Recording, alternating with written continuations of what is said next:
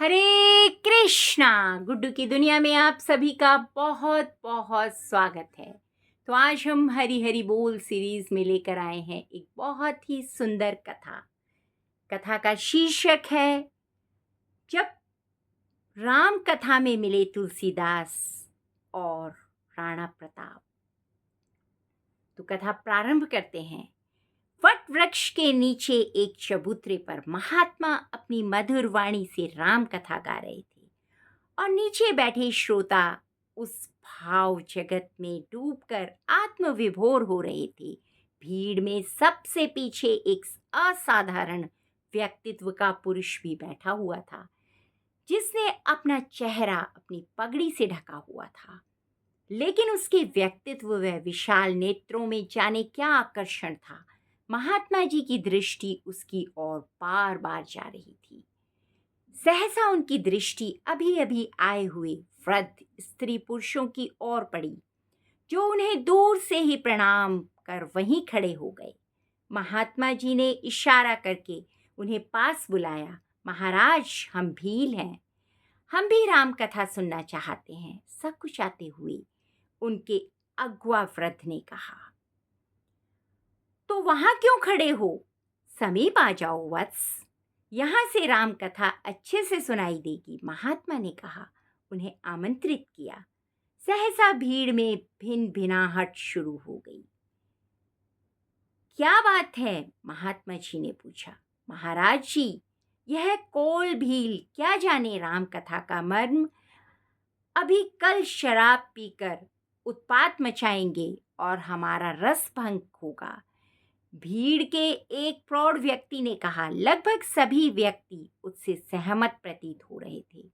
महात्मा के प्रशांत चेहरे पर खिन्नता उभरी, परंतु उन्होंने अपनी मधुर प्रशांत वाणी में कहा, कैसी बातें करते हो वत्स, क्या भूल गए इन कौल भीलों के पूर्वजों ने मेरे श्री राम का साथ उस समय दिया था जब वे भैया लखन लाल के साथ अकेले रह गए थे।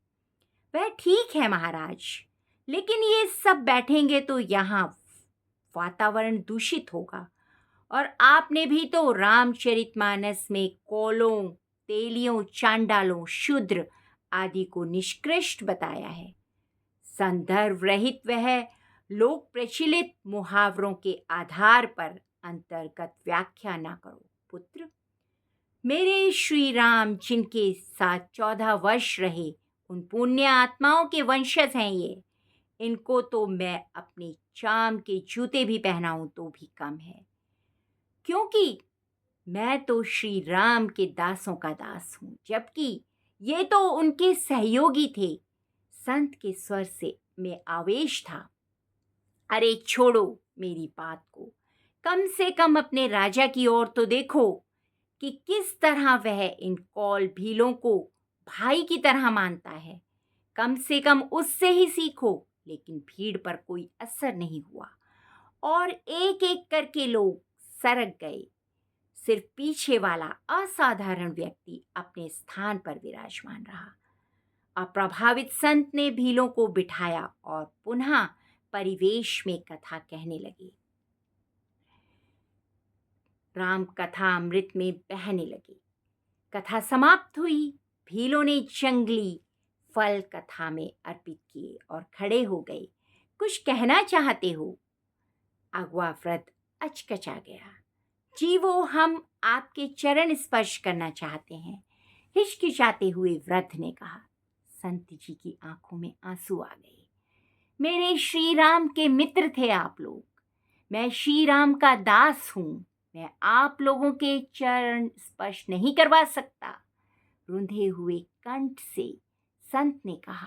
भील वृद्ध को गले लगा लिया। भील अभिभूत थे। उनके जाने के बाद संत ने उस व्यक्तित्व को पास बुलाया। बहुत दुखी दिखते हो भैया। अंगुत्तक की आंखें झलक गईं और उसका सिर झुक गया। मेरे देश पर मुगलों ने कब्जा कर लिया है, अब कोई आशा नहीं बची। अंगुत्तक ने निराश स्वर में कहा। जब तक महाराणा प्रताप जीवित हैं तब तक निराशा की कोई बात नहीं, संत के स्वर में गर्जना थी। आगंतुक ने की आंखों में आंसू बह रहे थे और वह संत के चरणों में को पकड़कर बैठ गया। मैं वह अभागा राणा प्रताप ही हूं गोस्वामी जी। आगंतुक ने टूटे हुए, बहते हुए, ढहते हुए स्वर में मुंह पर से वस्त्र हटाते हुए कहा। उस युग के दो अप्रतिम व्यक्ति एक दूसरे के सामने थे, महाराणा प्रताप और गोस्वामी तुलसीदास। एक श्री राम का भक्त और एक श्री राम का रक्तवंशज। गोस्वामी जी की आंखों में आश्चर्य के भाव उभरे और कंधों से पकड़कर महाराणा प्रताप को उठाया। ये कैसा अनर्थ करते हो राणा जी? मेरे श्री राम का रक्त जिसकी धमनियों में दौड़ रहा है, उसे यह कायरता शोभा नहीं देती। पर मैं नितांत अकेला रह गया हूं गोस्वामी जी। क्या मेरे श्री राम वन में अकेले नहीं थे? पर क्या उन्होंने सीता मैया को ढूंढने में हार मान ली थी?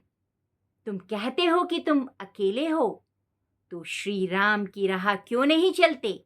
महाराणा की आंखों में प्रश्न था।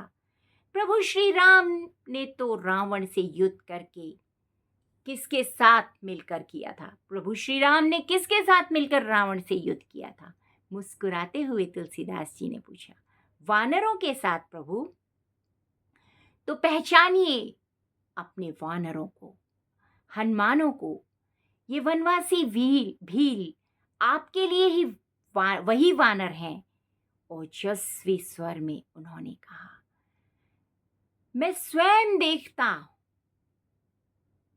मैंने स्वयं देखा है कि इन कौल भीलों के मन में तुम्हारे लिए कितना सम्मान है। तुमने ही तो कहा था ना कि राणा जी, रानी जाया भीली जाया भाई भाई। महाराणा की बुझी हुई आंखों में चमक उभरने लगी। इन भीलों को, इन वनों को ही अपनी शक्ति बनाओ राणा जी। मेरे श्री राम सब मंगल करेंगे।